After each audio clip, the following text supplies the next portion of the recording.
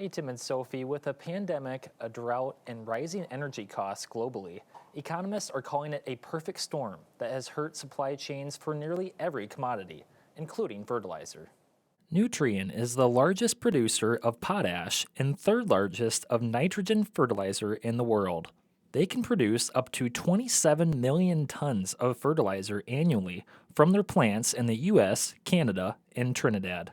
Over the course of the last year, prices of fertilizer have nearly tripled in some markets. It's due to several factors, including the spike in natural gas prices, leaving global production in a standstill. Which has caused plants across Europe and the UK to either curtail production or even in some cases shut down nitrogen production completely because it's unrealistic that they're going to be able to recover that increased cost of production from the marketplace. So it's forced them to shut down.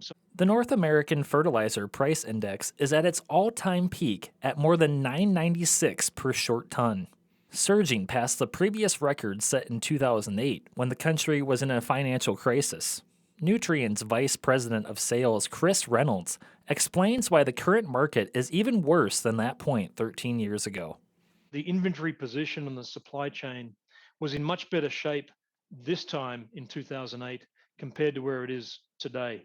Today, that inventory position is much lower and leaner, which is keeping the tension on this price on the supply side in the face of what we're seeing is some very strong demand. Mark Deegan sells fertilizer at Borchers Ag Supply. He says a ton of standard product cost $190 last fall, and now wholesalers are asking $540 a ton. He spoke on how these record high prices will affect farmers in their next growing season.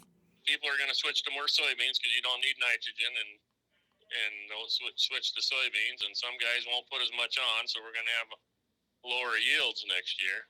Reynolds says that fertilizer prices may not return to normal until next spring, but that the market depends on yield forecasts and where natural gas prices are at.